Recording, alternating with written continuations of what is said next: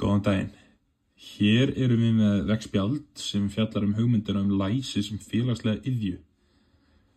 Lengi vel hefur læsi verið skilgreint sem einstaklingsbundin færni sem snýst að geta lesið og skrifað. En nýjar rannsóknir benda til þess að læsi sé meir en þessir færniþættir. Það hluti af stærra félagslegu samhengi. En hvað læsi sem félagslega iðja? Læsi felur ekki einungis í sér tæknilega hæfni eins og stafakennslu eða lesfimi, heldur tengist því hvernig við nýtum lestur og ritun í daglegu lífi. Hver tilgangur læsis? Hverjir eru viðtakendur textans? En hvað þýðir þetta fyrir kennara?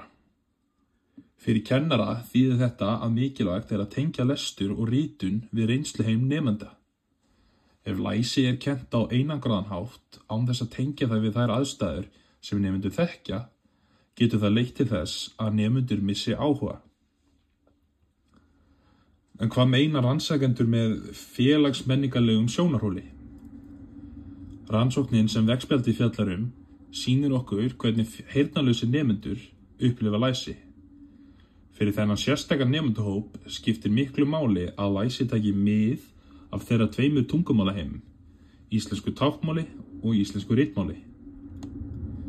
Ef ekki tekið mið af táknmálinu sem fyrsta máli þeirra, getur það hindra þá í að ná árangri í læsi.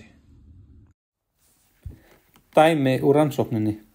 Eitt af þeim dæmum sem rannsakendur benda á skapandi skrif heyrnarlausra nemenda.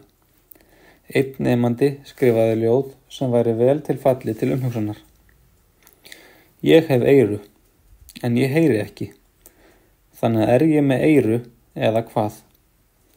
Hér sést hvernig ritun getur verið leyndardómsfull og hjálpa nemendum að vinna úr sinni eigin reynslu og sjálfsmynd.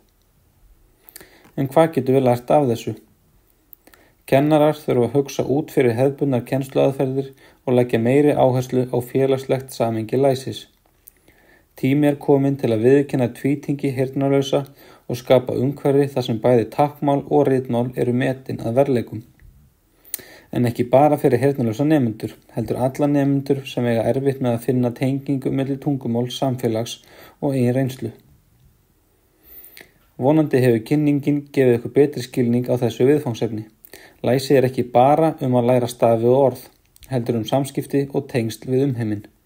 Takk fyrir okkur.